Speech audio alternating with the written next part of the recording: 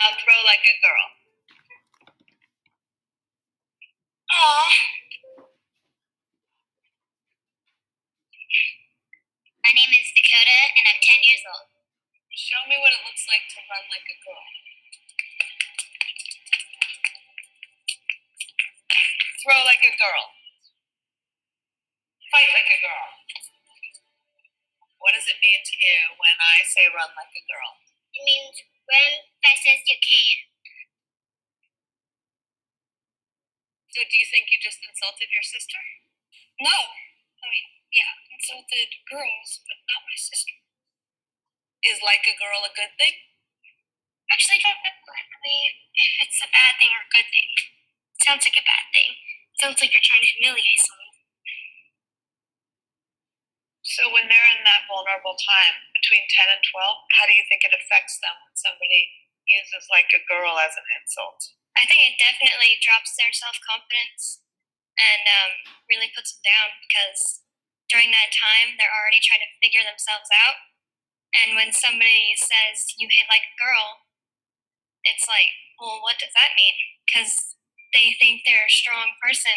It's kind of like telling them that they're weak and they're not as good as them.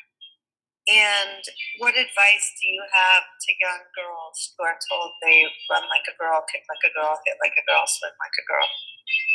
Keep doing it because it's working. If somebody else says that running like a girl or kicking like a girl or shooting like a girl is something that you shouldn't be doing, that's their problem. Because if you're still scoring and you're still getting the ball in time and you're still being first, you're doing it right. It doesn't matter what they say. I mean, yes, I kick like a girl and I swim like a girl and I walk like a girl and I wake up in the morning like a girl because I am a girl. And that's not something that I should be ashamed of. So I'm going to do it anyway. That's what they should do. If I asked you to run like a girl now, would you do it differently? I would run like myself. Would you like a chance to redo it?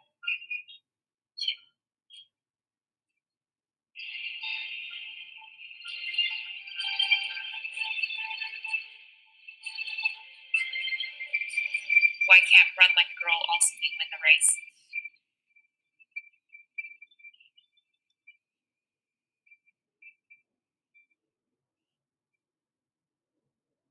So when I saw this years ago, and this was the first thing that I wanted to include in this workshop. If anyone wants to share any thoughts that they had immediately, you could type it in the chat, you can unmute. My first thoughts when I saw it the first time, I felt a little sad and I felt motivated all at the same time.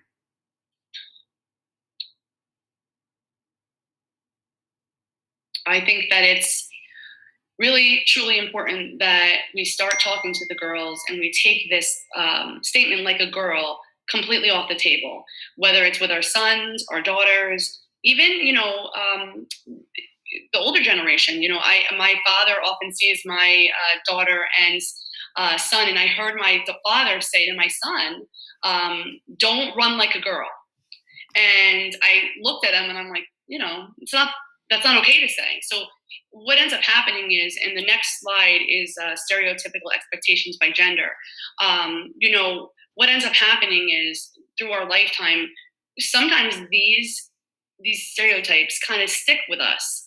And the way we're raised, we kind of bring that to our parenting. And so I, think I'm, doing everything right. And a lot of the times I'm reminded that, I'm not perfect, right? And through trial and error, I'm learning different ways to empower my daughter. And I saw this list, girls are taught to be submissive, polite, quiet, accommodating, agreeable, all of these stereotypes, whereas, boys, are taught to be assertive and unapologetic and confident and strong. And although I've seen a decrease in these stereotypes, they still exist. And we have to really be conscious of that and have conversations to, make sure that these things are not repeated. And I was thinking back, when I looked at quiet, when I did this was one of my first slides too, a year and a half ago. And I thought to myself, well, I don't do this. And I thought for a moment, I have, my daughter is 12 and she is outgoing, personable, kind, strong willed, and wants to be seen. She also has the loudest voice of any child I've ever met. And I know a lot of children. I can hear her no matter where she is in the house. If she's upstairs and I'm down, her voice rise above. If she's on the soccer field, I hear her above everyone else on the soccer field. If she's in her group of friends, I hear her voice. And I often had asked her to lower her voice. Can you be a little quiet? Especially when we're out in public. And I've even shushed her. And I thought to myself at that point, that's something that I need to check in with myself about, because I am the opposite of my daughter. I want to blend into the background. So when she is loud and outgoing and people are looking at her, I want to back away from that. But in backing away from that, I was worried that I was dulling her to be not her authentic self. And so we have to really be careful about how the way we were brought up and what we're giving to our daughters. And sometimes it comes in a very unconscious way where I didn't even think about that until I wrote this list. And I've been really much better. And I'm not perfect, and I still need to improve. I always say I'm a work in progress, but I think if you make these changes and you start thinking about things and you start, realizing what our expectations of our daughters are, we're able to give them the power to make their own choices and to become who they want to be. But I just think it was important for us to kind of talk about this in order to dispel these expectations of gender. Um, Historically, men and women are raised to be different, and we need to push away from it. Their behaviors, should be intertwined, and a boy should be able to be quiet and, be agreeable and be kind, and the girl should be able to be a leader and confident and unapologetic too. They just need to blend a little bit better. The next slide, all about social pressures, right? So if you could just take a quick look at this. This is nothing new, right? So peer pressure, academic pressure, we all have had this growing up. But I think we need to start talking about this more than ever, because there's more pressure on our daughters than ever before. So, depending upon who their friends are, girls should have the choice to make their own friends. They should be able to pick. But it's our job to help our daughters pick out kids or girls or friends that better them, by being their friends and not being toxic, right? And not putting any pressure on them. And this comes, up a lot, whether it's, trying to convince your daughters to do something they don't want to do, to making them feel less than about their body image. I had a student I worked with years ago, and she stopped wearing shorts, and her parent called me, and she said, my daughter doesn't want to wear shorts anymore because she thinks she's fat. And then when I spoke to her daughter, she said, oh, my friend told me I had big thighs. And at that point, she stopped wearing shorts. And so that's how important friendships are between the ages, especially between 11 and 14. And this is a very critical time for the girls, because this is when their confidence wanes the most, right? So we have to be extra cautious and pay extra attention at this point in time of their life, because this is when their friends become a bigger influence. I'm including that TikTok app. I don't know how many of you allow your children on TikTok, but this had been a fight in my house for a while. I did not want my daughter to be on TikTok. And so after a while, we negotiated, and I said, okay, here's the deal. You can have this app, but I am going to see anything before you post it. You can't say or lip sync any word that you don't know. There can't be anything mean that you're doing on it. And if any of that happens, then it goes away forever. And so I noticed over time my daughter was liking it, right? Because a lot of her friends were using it when they were at the house. So this became a part of their, when they were connecting, they were using TikTok. So when my daughter wasn't allowed to use it, she was, upset because she wasn't a part of the group. And so that, is why, I had given her these limitations in using it, but I also wanted her to be a part of it. And so we haven't had many issues with it, but I do really monitor it. But I have to say, even for parents out there, when you're on social media, I was on Facebook the other day, and one of my friends had a beautiful picture of her whole entire family. It looked as if they were like having like a professional photographer with them, like just snapping away. And then she listed all of the accomplishments that all of her children made in the whole entire school year and where they were going on vacation. And, you know, I immediately got off. I rolled my eyes and I got off. But I was thinking, like, if I wasn't conscious about this, I could take this in and then worry, is my daughter not involved in as many activities as she should be? Should she be, you know, oh my God, she didn't get straight A's. Oh my God, she's not on 10 sports teams. You know, so we have to be careful as parents too when we're watching anything or looking at anything on social media.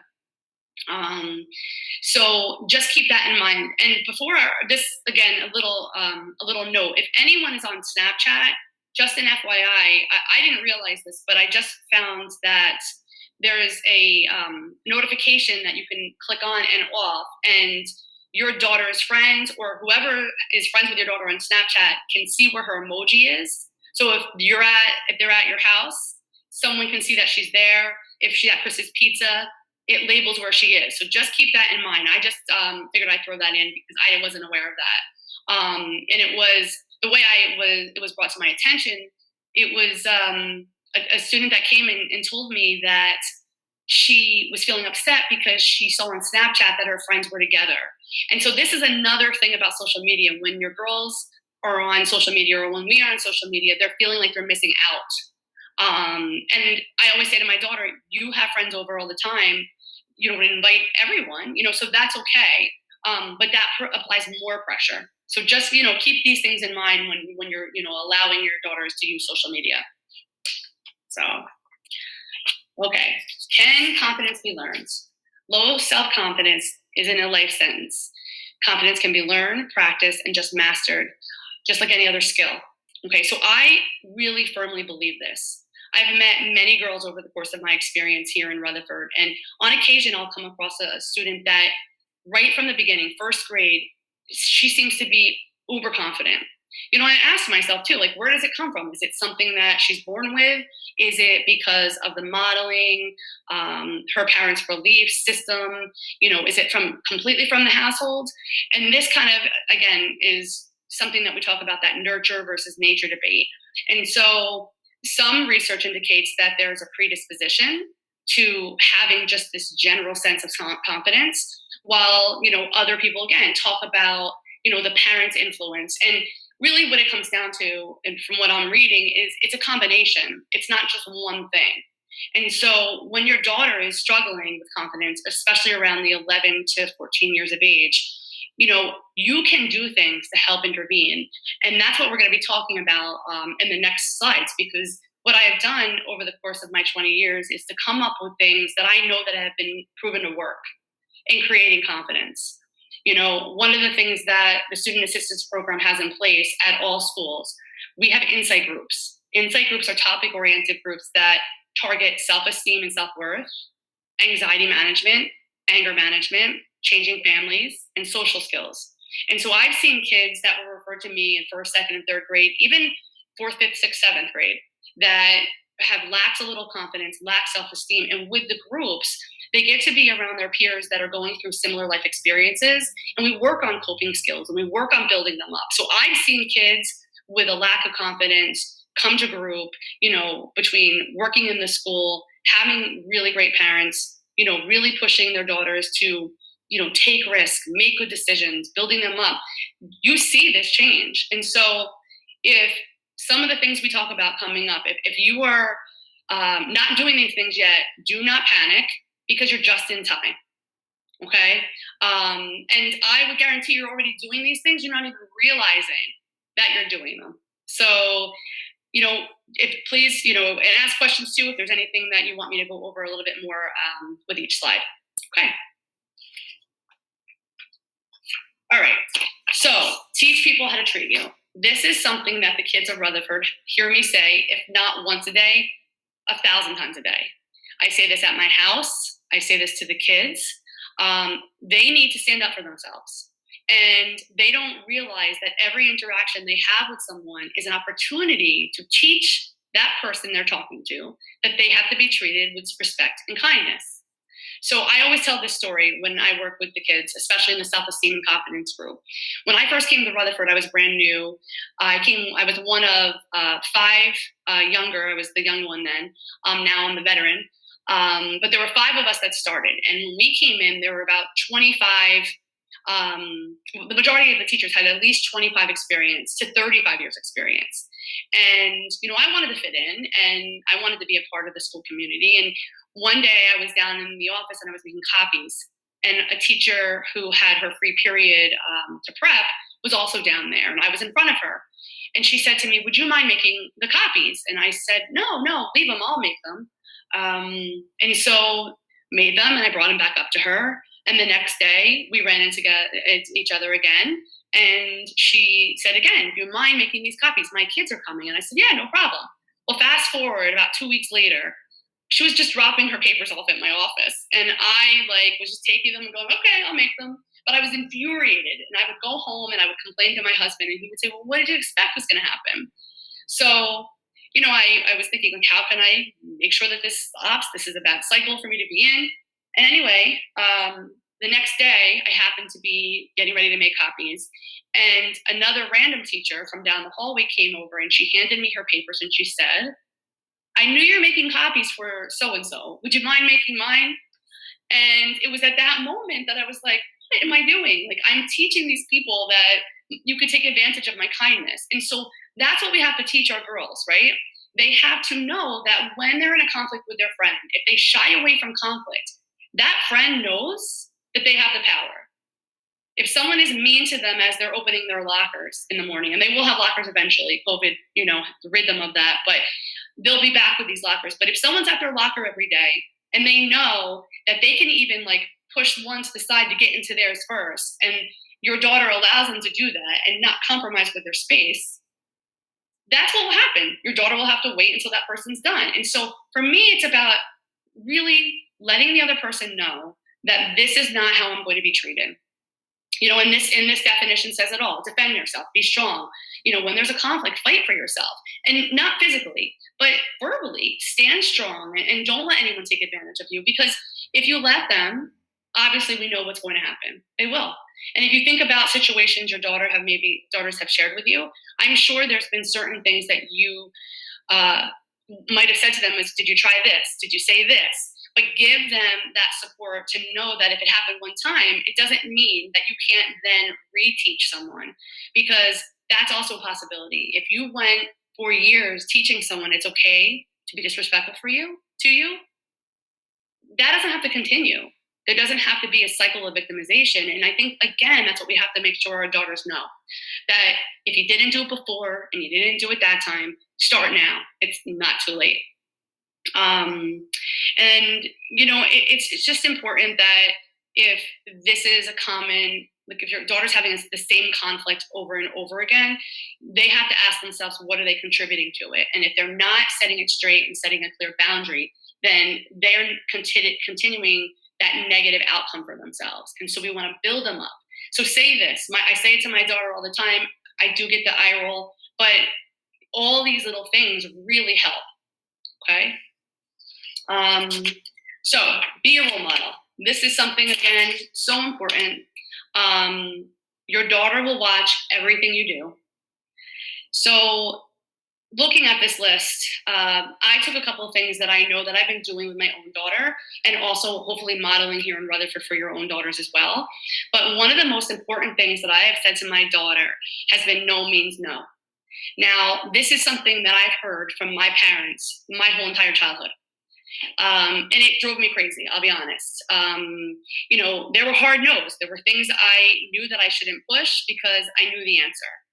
And so, to my surprise, when my daughter was a toddler, I was doing something, or she was doing something, and out of my mouth came the words, no means no. And I laughed, and I called my sister, and I said, guess what I just said? Because we would always joke, no means no. And so, again, not thinking anything of it. So it's something that my husband now says as well. So fast forward to about 3 weeks ago. My daughter, who is, like I said, just finishing her 6th grade year, she had been dying to walk to the park by herself in my development for years. And we said, when you're in 6th grade, we'll give you the opportunity.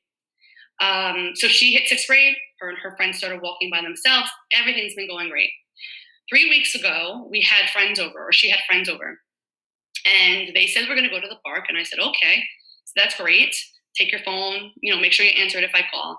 And as they were leaving, I heard one of the girls say to my daughter, let's go to Dunkin' Donuts.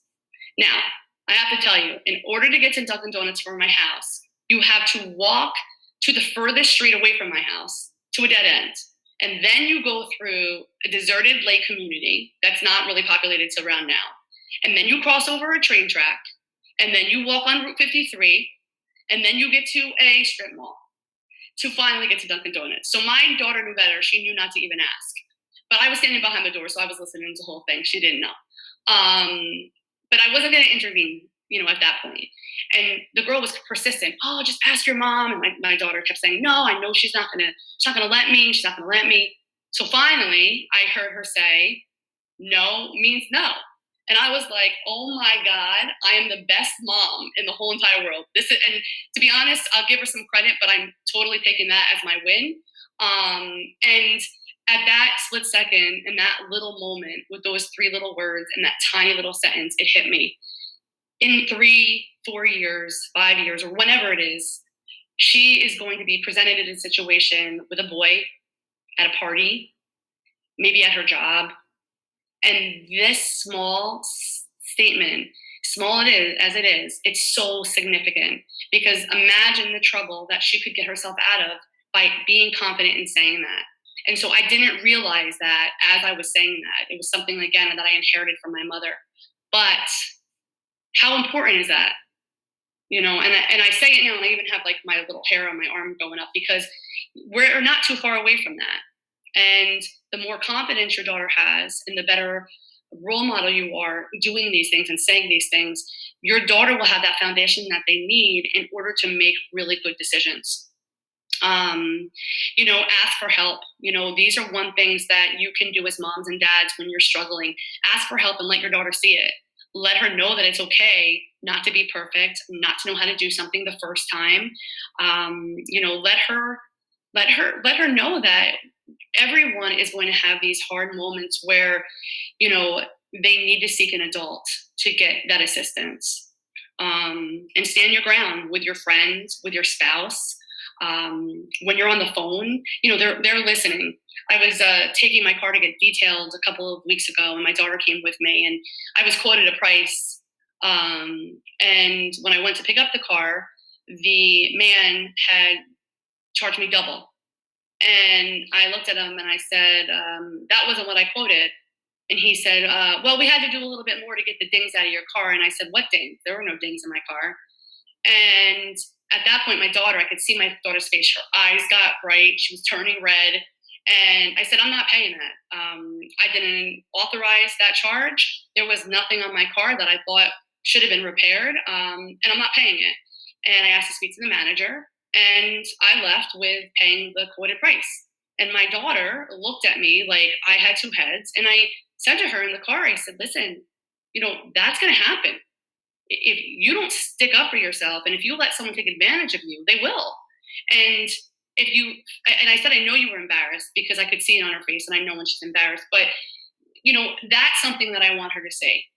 Right. And then we had a conversation about it at length, and we went over it again and again. And, things like this will happen from time to time, but that teachable moment is where they're going to learn the most. So the other thing I want you to do is make definitive decisions. When you stand strong, that shows you're confident when you're making a decision. When you're wishy-washy, it shows that you can be vulnerable to outside sources, right? You change a decision based on someone else's opinion, but hold strong to those decisions. Don't give in, especially if you know that you're right. Let your daughter see that. And I'm not saying not to be flexible or negotiate sometimes, but make a decision and let your daughter know that that comes from a place of confidence, because again, they're watching. Push through the fear. Show them that you are going to take challenges. Tell them when you have success. Tonight when I go home, I've been working on this for the last 3 days, kind of going over it in my head. And my daughter has been like, "What are you working on?" And I'm like, "Oh, I'm doing this presentation for some parents in Rutherford, and I'm practicing." And I said, I'm not really comfortable. She knows that public speaking is not something that I thought I'd be doing as part of my job. And I am honest with her, and I'll say, this is really hard for me. But I'm going to push through and I'm going to do it because it's important. It's important for parents to hear what works in helping their daughters. It's important for me to push my comfort zone. And when I go home, really, no matter how I did today, I'm going to tell her I did a great job, because I want her to know that I pushed past that fear to get something done and show her that you don't have to give up, or you don't have to run from something that makes you afraid. And then last but not least is this, be kind to yourself in front of the mirror. Be conscious of what you are saying and what messages you're sending. And I'm guilty of this. I stood in front of my mirror. I've gained the COVID-19. And I stood in front of my mirror a couple weeks ago and I actually rolled my eyes and I'm like, wait, is my daughter around? Because we don't talk about weight in my house. If I gain weight, my husband gains weight, we don't discuss it. We talk about being healthy, moving, not focusing on my pants won't fit, but I'm going to go for a run because, I want to feel strong, right? And so that's how you make sure that your daughters are having good body image, right? By you modeling good body image and that you're very confident in who you are. And even if you lack that confidence in that, I always say, and a slide's coming up, and another thing I say is fake it till you make it, and you'll see. What ends up happening though is when you do all these little things, being a role model, teaching people how to treat others, or teaching your daughter to expect respect, excuse me. These are little moments that when you collect them over time, you're building those bricks to create that foundation. So collectively, they mean a whole bunch. Individually, you might say, well, all right, maybe I'll do it. But when you think about them, when they're piled on each other, they represent something stronger. So positive affirmation. This is the easiest tool that you can do with your children. And so what you want to do is help them acknowledge their strengths and then put that into positive affirmations. So here are just a couple examples. I'm strong. I'm intelligent. I can achieve my goals. It's okay that I made a mistake. I'm a good friend. I can do this. I deserve to be treated with respect.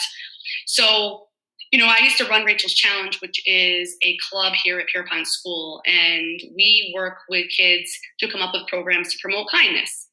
And one year we had a Post-it challenge, and I had all of the kids write positive affirmations on Post-it notes, and we decorated all of Pierpont School with these notes.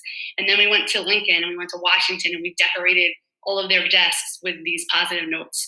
But before we even started, I raised my hand, or I asked the girls to raise their hand and just shout out or raise their hand and offer a positive affirmation they have about themselves. And not one girl raised her hand. And I looked around the room. I said, I know you girls in here are strong. You're in this program because you're strong, and everyone kind of sat quiet. And one of the girls raised her hand and she said, well, if I say what I'm good at, I don't want everyone to think that I'm bragging. This is a common theme for girls. They don't say what they're good at because they feel like they're bragging. And what I said to that student and to the whole entire group of girls, I told them all, you have to claim your strengths.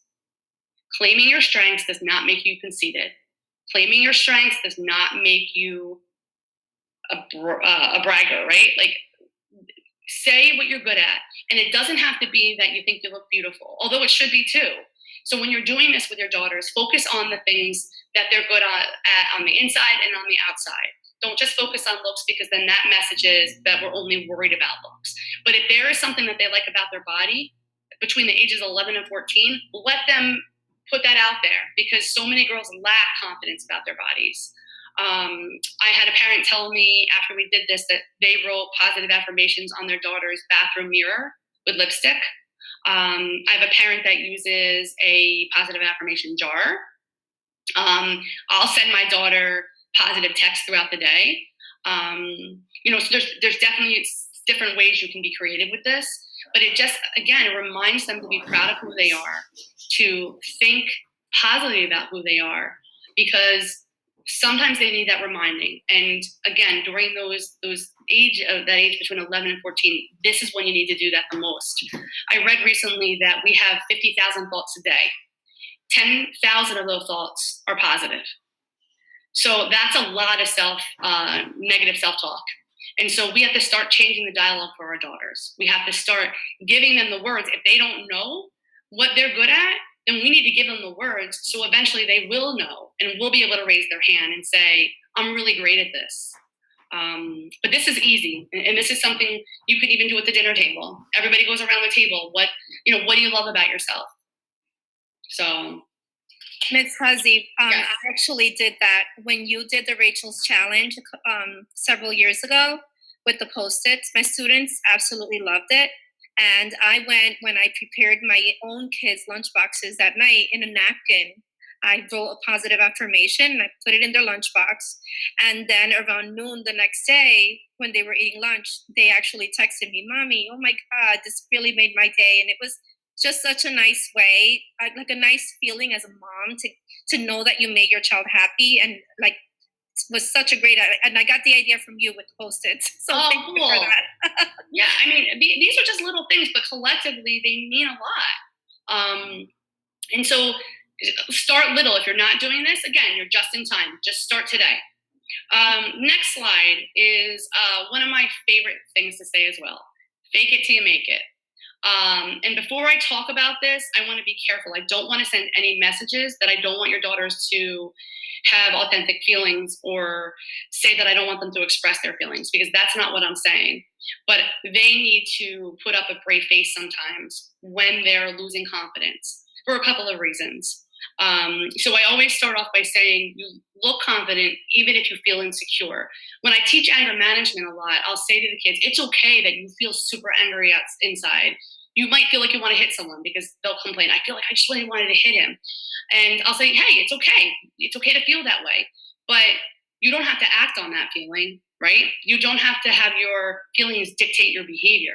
So this is the same thing as fake it till you make it. If you feel low confidence inside and you need to be able to present a strong face, then you fake it. And eventually what ends up happening is your insides catch up to your outsides. I'm a strong believer in that. And the more you do it, it's like a muscle. The more you build up your confidence, the more stronger you'll feel, and it'll just like kind of carry over and become bigger and bigger and bigger. And so the same thing with this. If you don't feel it and you pretend to feel it, eventually it'll be a natural feeling. And so that's what we really want for them. So a couple of things. Use a strong voice. If you're not feeling so confident, a strong voice is the opposite of confidence, right? Or less confidence. So have that strong voice. Be conscious of your facial expressions. So my daughter does soccer and dance, and we were watching one of her competitions fairly recently, and I didn't even know that she missed a step, but I saw her face and I knew everybody else knew too, because she telegraphed it. It was, everybody saw it. And so afterward I said, hey, you did a great job. She's like, I forgot a step. And I said, that's okay. I love the way you picked up from where you forgot it. You didn't miss a beat. And then I said to her, I said, the only thing, like the next time you do this, when you make when you have a misstep, try to keep your facial expression, the way it would always be during the entire dance. And I showed it to her, and she goes, oh my God, you could tell all over my face that I missed it. I said, exactly. I said, but I wouldn't have known that if I didn't know you in your face. So she's like, okay. But it's okay to do this, right? Because that gives them the confidence. So the next dance competition she was in, she's like, I focused on keeping my smile on my face the whole time. So, it's these types of things. Again, when we talk about faking it, I want the kids to be able to have that authentic conversation with you. So if they had a rough day and they had to put on a brave here, then when they go home, we want to encourage them to say, well, how did you feel? Did you feel a lack of confidence when you went into that test? Did you put on a brave face and tell yourself, hey, I'm going to do awesome at this? Did you fake it till you make it? And if you did, how did it feel? Were you able to feel strong? Did it work? And then say, good job for trying, right? Even if it wasn't exactly what they wanted, you applaud the effort. All right. The dreaded role play. I say that because my daughter and the kids, the girls in Rutherford, don't love this, but it is the most important thing I do. One of them, anyway. For kids that don't have the confidence when they have a difficult situation going on, whether it's a conflict, whether it's in the classroom with their teacher, if they have an argument with one of their great friends, or if someone's being mean to them, sometimes kids don't have the confidence or don't have the dialogue, the words to express that.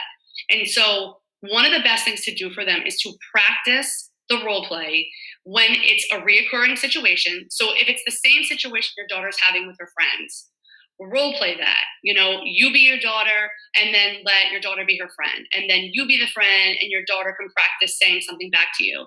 When we were a 4 to 8 school, my one of the things I worked with, or one of the groups I had, was a bunch of 8th grade girls, and it was a catty grade. Every so often it's just a tough mix of girls, and so this 8th grade was particularly challenging. And there was one girl, I'll call her Susie to maintain confidentiality, and Susie's mom called me and said that she's in a friendship group of 5 girls.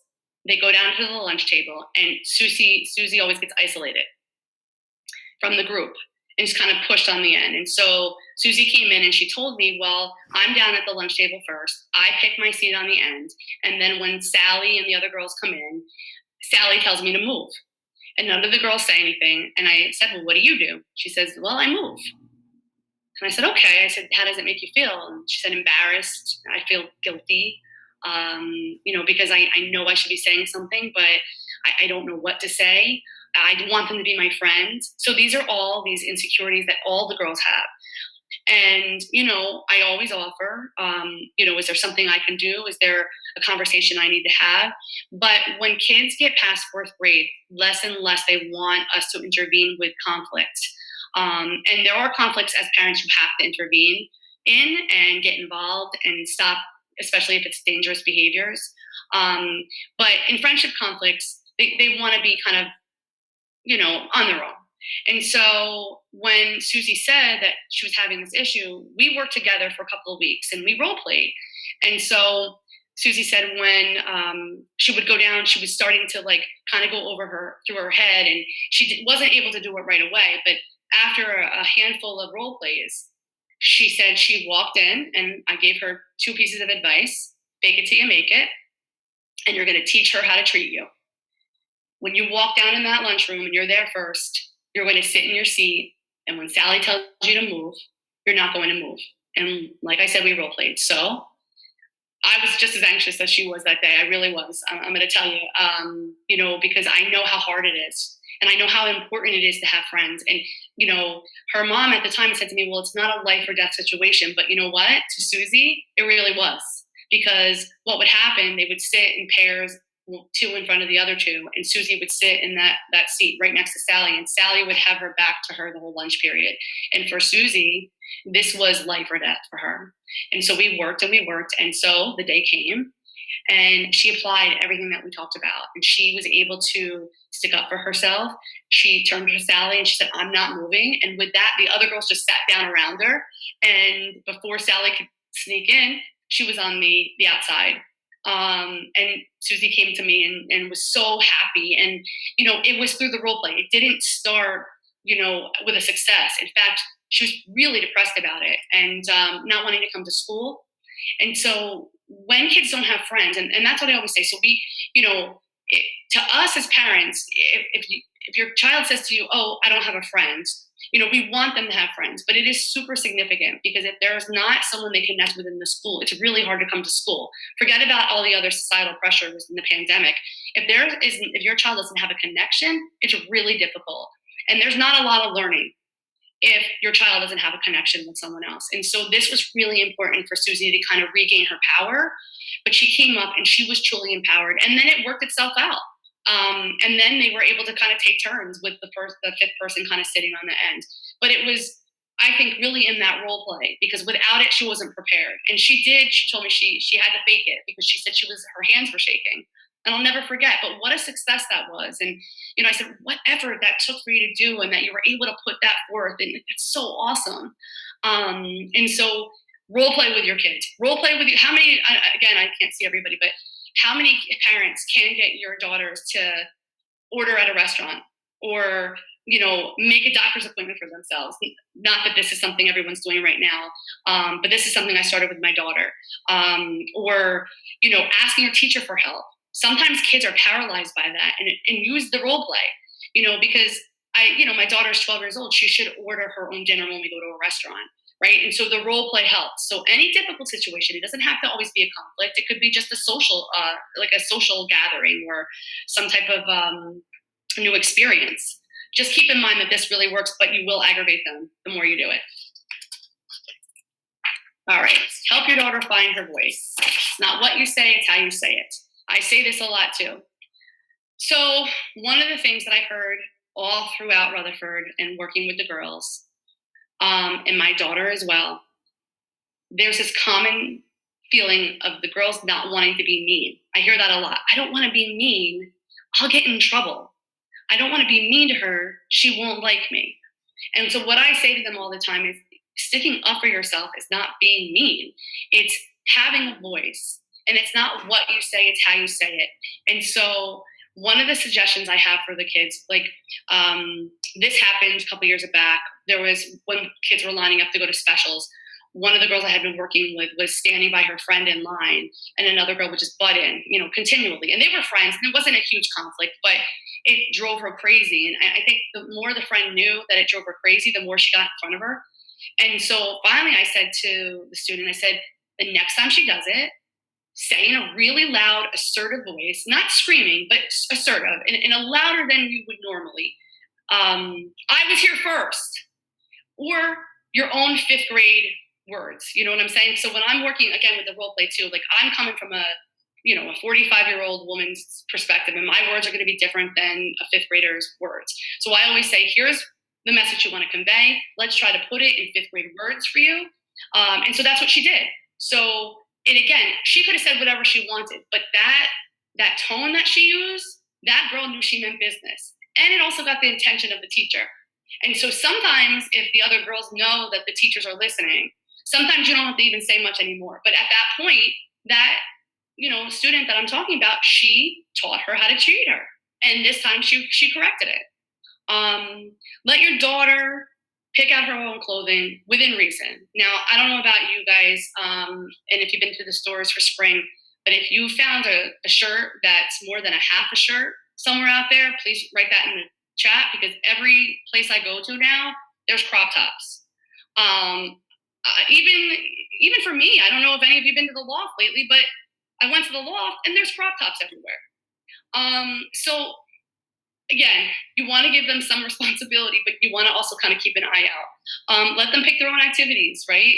I was devastated years ago when my daughter wanted to stop dance. I wanted her so badly to continue dance. She was all soccer the whole entire time. And so, I had her make her decision, right? I let her do it. And she came back to it. But I know that if I didn't, what would have happened? I would have made her angry. And maybe she would have never went back to it if I made her dance. So that's important. And then the friends things too. So here's the thing. Friends are really tricky. And especially at this point, for girls, especially from 11 to 14, friendships can be really toxic and really unhealthy. And I've seen, kids be the worst enemies and then become best friends after some time. But what we know, if kids have friends that are toxic, their self-esteem goes down, right? And I know that as a parent, you could spot someone that's going to be good for your daughter or not good for your daughter.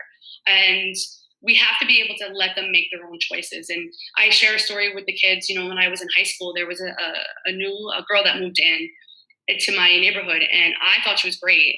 My mom, upon her first meeting, was like, "This girl's not for you."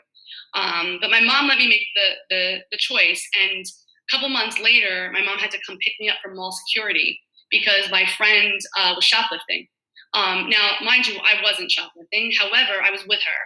And I was guilty by association. And so let me tell you, that was when my mom kind of put her foot down, and my dad, but if she would have not let me be her friend, my guess is that I would have wanted to be her friend even more. But again, your kids I saw in the chat, a lot of them are younger, so you can help guide them to choose appropriate friendships. But let them have some choice in that too. You know, you want them to feel that they can control who they're going to be friends with. Ask for your daughter's opinion. Ask her what she feels about politics. Talk about it. Ask her what she thinks about world issues. Ask her, ask her a piece of advice that you need.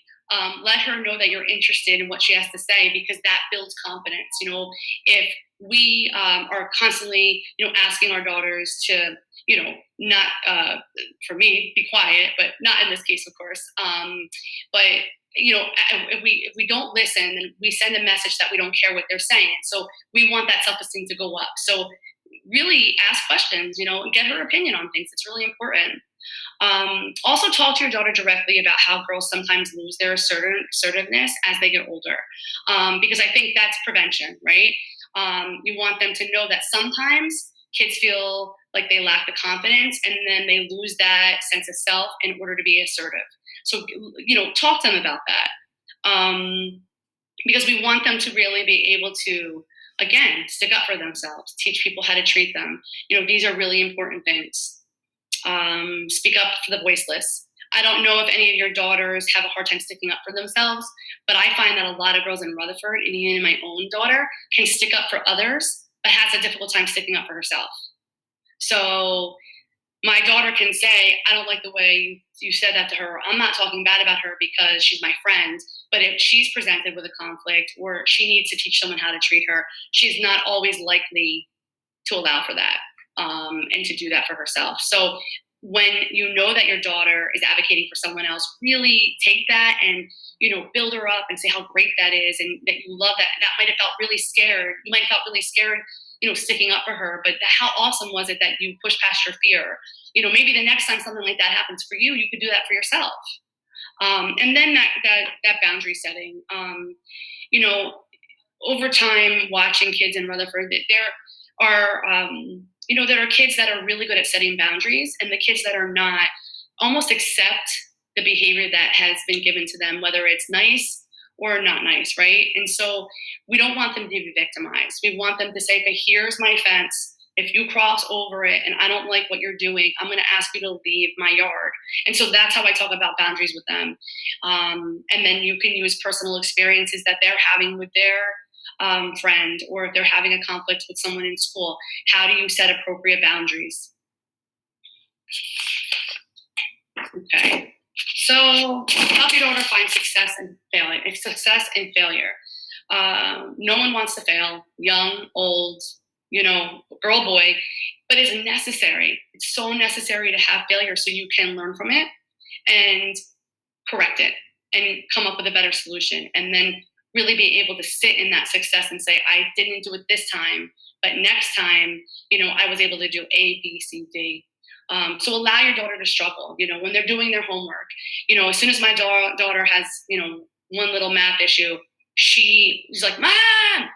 And, at first I would rush over and try to help her, but then I was doing her a disservice. Allow her to struggle, so I said, use your resources, call a friend, look online, get your textbook, get your notes out. But before jumping in, let them sweat it out a little bit, because the more you jump in, the less you show that you believe in them, right? It's like when your daughter can't tie her shoe. You can't step in every time when they're young and trying to learn to tie their shoe, because they'll be 21 and you'll still be tying their shoe. So this goes across the board, in struggles. Let them have it. Again, and I want to make it a point to say this, and I don't want to forget, so I'm going to put it in here. If you know your daughter's really struggling with friendships or being treated in a not so nice way, and your daughter tells you, I don't want you to call this school, you have to be the gauge, because sometimes you have to make sure that you get involved in that. And so that's not the struggle I'm asking you to let her struggle with too long, because sometimes things start off really small and they escalate into something big. So, and again, you guys are here, so I know you're in tune with your children. But it's okay, even if your daughter says, don't call, I don't want anyone to know because I'm tattling.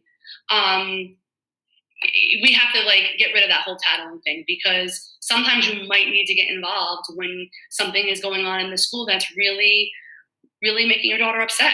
Girls and boys, that goes across the board. Help your daughter find the lesson. When she finishes the homework assignment without your help, congratulate her on that. Good job. I know that was tough, but you really pushed through. You showed true grit. And don't protect your daughter from her own feelings. And I'm going to be honest with you, and I'm going to be completely transparent. I used to do this because my daughter was pretty reactive as a toddler and really early adolescence. And if something didn't go her way, she reacted. So birthday parties for her was such a trigger. It was like her kryptonite. Any birthday party we went to, like if she didn't go first or couldn't sit next to the birthday girl, she would have this like full out tantrum. And so I would find myself trying to get ahead of it, like hanging back and trying to like save the seat next to the birthday girl, which I'm embarrassed to say out loud. But I did it, and I'm going to own it because I'm not perfect, and I have more time to fix it. Or what I would do is, like, if I knew a birthday was coming up and it was with my niece or nephew, if my daughter didn't get a present, I would buy her a present so she could open it too. Again, I'm not doing this anymore, by the way. But I was so worried for two things. One, the tantrum, but I didn't want her to feel disappointed. But in doing that, what was I doing to help her later in life? Like, she can't be having a tantrum because someone goes first, or, someone gets a gift or someone gets an award and she doesn't get it. Like, these are life lessons. And so when we do this, we can correct it because she's not like this anymore. But I'm not perfect, like I said. And on occasion, I'll still try to comfort my daughter a little too much. And she recently has said to me, after she she was disappointed after a soccer game that she played, I tried to make it better, by like putting her up. And my daughter said to me, "Mom, let me have a feeling. God." And I'm like, "Okay, yep, you're right. Go ahead." And I just let her vent. And I validated, though. Validation I should have had this on a slide. So when your daughter has a bad day, she might not be even looking for you to solve that problem. She just might want you to validate that problem. "Oh my God, that really stinks. How did you get through it? Oh, that must have been awful for you. I'm so sorry that was a rough day." Join in with her. Maybe not solve the problem, just validate the problem. And when your daughter's afraid to do something, encourage her to push past the fear. And sometimes you have to do more than encourage, because if you don't push a little, and I'm not saying giving a big push. I'm just saying, sometimes our daughters don't want to do things because their confidence is low. It's a new situation. But if we allow them not to do things, they're never going to gain the confidence that it's going to take to be a strong woman. So, when your daughter doesn't want to get on stage the night of the performance, we need to push them a little bit. When your daughter is cheering outside in your backyard but doesn't want to join the cheer team because she's embarrassed or hasn't done it and all her friends already have done it, get her in there. Because that is going to help her know that she can accomplish any fear or get over any fear. And then again, reassure your daughter that you're going to be there for her. When she's really struggling, you need to step in as parents. I mean, we know this. And again, go back to that social stuff. Social aggression is running rampant for girls and boys for that matter, but the girls take it hard. And so when you notice that your daughter is doing that, getting really upset because of something that's going on in her friendship group, do all these other things, empower, teach her how to help her teach her friends that she's not going to accept the behavior. But if it starts to get too much, call me or call Emily Bregman or Jeff Thorne or Abby Rabinovich, because those are our counselors throughout the district. And you want to not jump in, like I said, because you want them to know that you trust that they can do it. Because the message you send every time you fix their problem is that you don't believe in them, and that lowers self-esteem. So one of the last couple of things I'm going to talk about is aim for effort, not for perfection. So something's happening over the last 5 years with girls wanting to be perfect. I don't know if it has existed this much in my last 20 years of experience, but there's been a change for me. A lot of girls are having a hard time when things don't go perfectly for them, whether that's academics, a performance, they're not invited to a party, and they set themselves up for failure. And this is really dangerous because they need, again, to fail in order to be successful women and to have the confidence and the self-esteem it's going to take to make these good decisions moving forward. So in their attempt to be perfect, it actually sabotages their success. And so that's a piece that, I'm looking even now into different interventions because this boys too, I'm finding this with the boys as well. As soon as, they can't catch that ball in the outfield or something doesn't, they break and there's no coping skills for that. So that scares me a little bit. So that's what we'll be kind of working on. For me, I'll be working on with kids for the next couple of years. I'm going to look into really kind of getting more intervention for that type of behavior. Applaud their effort, even if their goal isn't achieved yet, right? The power of yet. If something didn't happen right at the moment, it doesn't mean that it won't. It's so important to keep trying and making sure that they say this to themselves. And this should be things that we're talking about here should be something you start saying in your house if you're not already saying it. You have enough time to start this. So be careful of hollow, you're the best compliments because the girls won't believe you. When my daughter got off that stage, I didn't criticize her when she, showed everybody she messed that step up. But I said, I really complimented the effort. I didn't say anything about the mistake. I just said, that was so great. And that effort was, but mom, I made a mistake. Yeah, but nobody even knew. And you were able to, keep going, right? So it's the effort you compliment because then they'll be sure to try it again. The other thing girls do and boys is they're constantly comparing themselves to others. Looking at their friends saying it comes so easy for them, right? Oh, they're so lucky because they get straight A's. Oh my God, they're the best soccer player. She's scoring 5 goals. I only scored 2 goals. My teacher likes my friend better because she's a better listener than me. I just heard that, by the way, because she's a better listener than me. Actually, that was my daughter. I'm going to put it out there. She was telling me that her teacher didn't like her. But I said, you know what? Like, why do you have to go there? Stop comparing yourself to others. If you're going to compare anything, compare your last success, right? Compare your personal best. Because if you scored 2 goals this game, maybe next week, instead of trying to, score 5 goals like Jessica did on your team, try to score 3. Beat your personal best. And it's hard though. This is a hard one because there is a lot of comparison amongst girls. And I always say this, and I see this every single year when I run my insight groups. If it's on anxiety, if it's on self-esteem, changing families, no matter what that group is, if someone new comes into the group, ultimately someone in the room will say, wait, you need to be here? But you always smile. And I always point out, listen, like everybody has some type of struggle. And sometimes when you compare your insides to someone's outsides, you think no one else is having a problem because you can't see it. They hide it well. They're faking it till they make it. Because I'm going to tell you, everybody has something, right? And so I always say that too. You can't compare the way you feel on the inside to someone's outsides because you will always be more depressed because you're always going to think someone's better than you, doing it better, looking better than you. So focus on what you need to improve, not what someone else is doing. And then finally, keep trying. Don't give up. Push them to try and try again. If they want that 100 on the test, I'm never going to say don't aim for that. But we have to make it okay if they don't get that 100 on the test, and allow for them to really acknowledge the time that they studied, the effort they put in class, the participation that they had in class. All these things is really kind of build them up throughout the years that, if they fail and they try, there's going to be a point in time where they're not going to fail with that certain task. So we want to just kind of keep that in mind.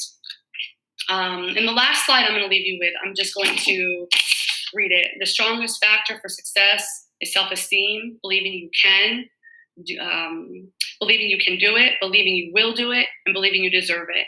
And so when your daughter lacks confidence, have this up on her wall. Have her repeat this. Have her let this become her mantra, right? Because these are the words we want them to have. We don't want those thoughts that come in that are only 10% of those thoughts being positive. We want to replace, the 40% of negative thoughts with these types of thoughts. So I wish everybody the best of luck. I know this is not easy. I think every day that goes by is a challenge. And then just when you think everything's going great and things are, status quo, something happens and you're like, oh my God, I thought we were over this already. Um, I hope you took some things from this. If anyone has any questions, concerns about their children, whether it's now, whether it's 3 years from now, there's one of us in every school. Okay, feel free to reach out to me. I will connect you with any counselor or any other resource in the building, or if we don't have that resource outside of this building. But I really thank you for coming today. Thank you, Mrs. Johansson, for helping with Zoom and being supportive part of your daughter's lives, because we really want them to succeed, and they will succeed. Thank you, Miss Huzzy. Yeah. Mrs. Huzzy, thank you so much. That was amazing. I am taking a lot away. You know I'm going to miss you when Gianna's in Union. I know one of the biggest things with the restructuring of the schools, I used to have them from first grade to eighth grade. It's hard for me to watch them go. I've been a part of a lot of families' lives.